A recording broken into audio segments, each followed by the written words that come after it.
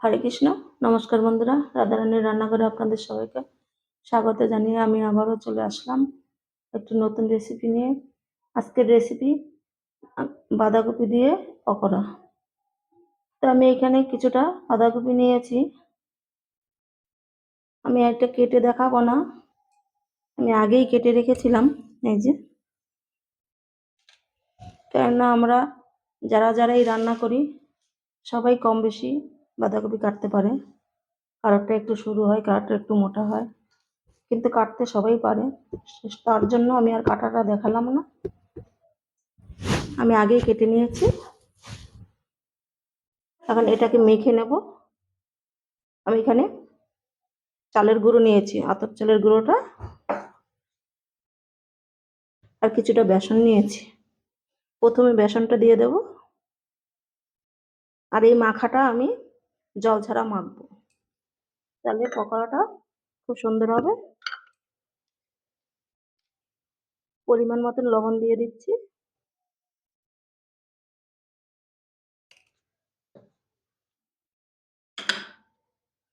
আর দিয়ে দেব এই যে আদাটা আমি কুচি কুচি করে কেটে নিয়েছি, কেন পকোড়ার মধ্যে এরকম গোটা গোটা আদা থাকলে ভালো লাগে মুখে পড়লে, তাই গোটা গোটা একটু দিয়েছি। আর কাঁচা লঙ্কা দিয়ে দেব,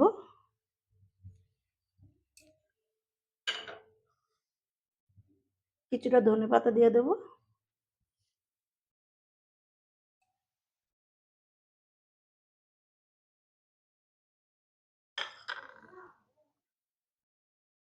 আর একটুখানি কাশ্মীরি লঙ্কা গুঁড়ো দেব, হালকা একটু লাল লাল হবে।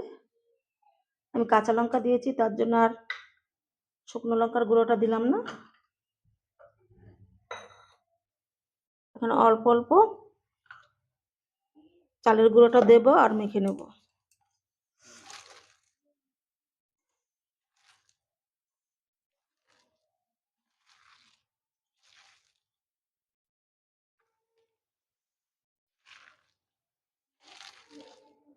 এইভাবে পকোড়াটা করলে খুবই সুন্দর লাগে খেতে, জল ছাড়া।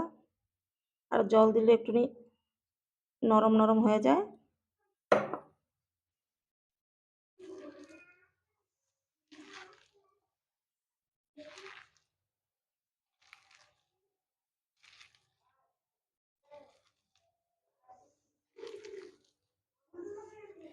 চালের গুঁড়োটা যতটুকু লাগবে ততটুকুই আমি দেব।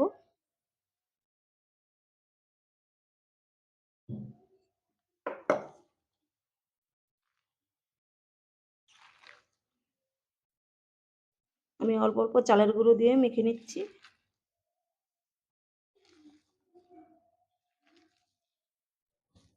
বাঁধাকপিটা প্রায় আমার মাখা হয়ে গেছে, তখন আমি হলুদ দিইনি, এখন একটু হলুদ দিয়ে দেব, কারণ আমি ভুলে গেছিলাম।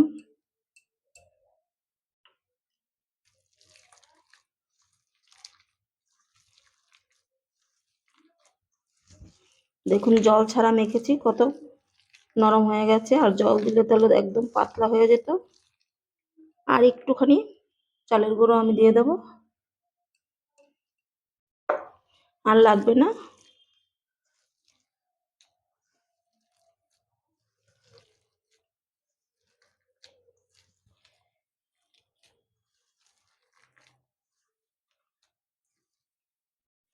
দেখুন মাখা হয়ে গেছে। এখন আমি পকোড়াগুলো ভেজে নেব।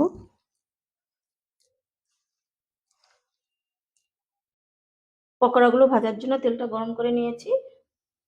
এখন তেলের মধ্যে পকোড়াগুলো ছেড়ে দেব।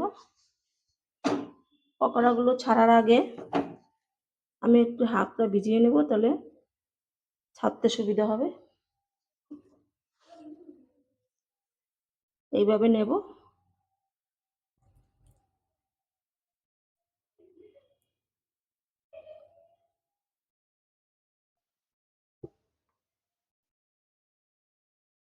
হাতে একটু সমান করে এইভাবে ছেড়ে দেব। এইভাবে নিতে হবে, আর হাতে একটুখানি এইভাবে সমান করে ছেড়ে দিতে হবে।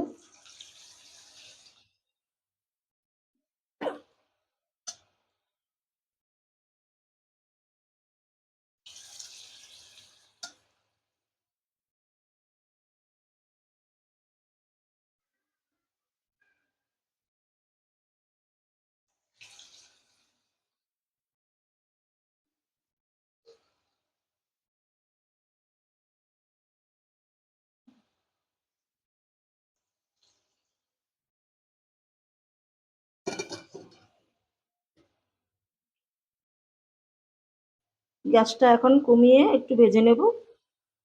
একটু ভেজে নেওয়ার পরে তারপরে উল্টে দিচ্ছি। কিছুক্ষণ ভেজে নেওয়ার পরে এখন উল্টে দেব।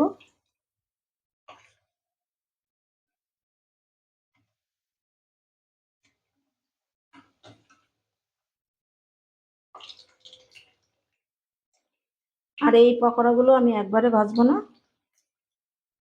হাফ ভেজে তুলে রাখবো, তারপরে আবার ভেজে নেব।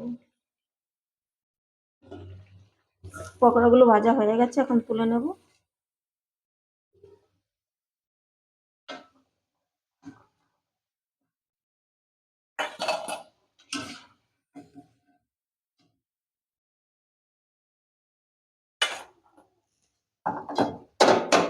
আবারও দিয়ে দিচ্ছি।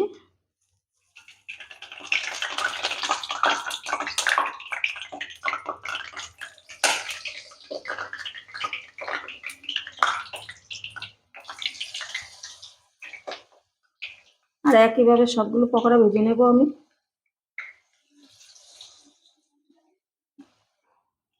সবগুলো পকোড়া আমার ভাজা হয়ে গেছে, এখন আমি এভাবে উল্টে নেব।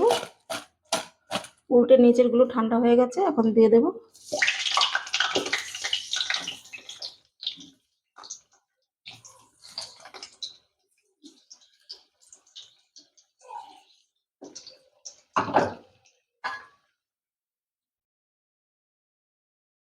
এবারে আমি একটু লাল লাল করে ভাজবো, কারণ মেলায়ও দেখবেন এরকম করে ভেজে রেখে দেয় দোকানে, চপের দোকানে।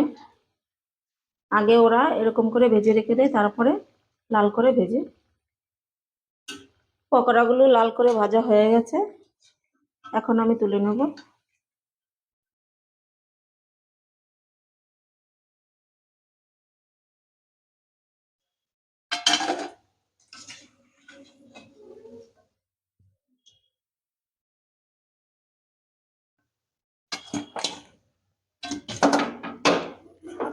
আবারও দিয়ে দেব।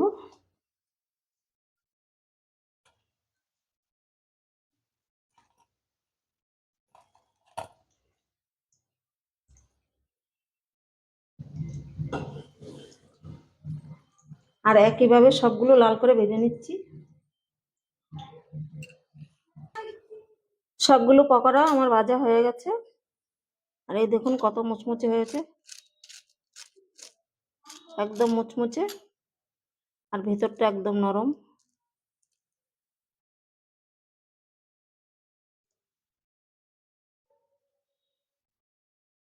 আমার এই পকোড়ার রেসিপিটা যদি আপনাদের ভালো লাগে, তাহলে রাধারানী চ্যানেলটিকে সাবস্ক্রাইব করে পাশে থাকবেন। দেখা হবে অন্য কোনো নতুন ভিডিওতে।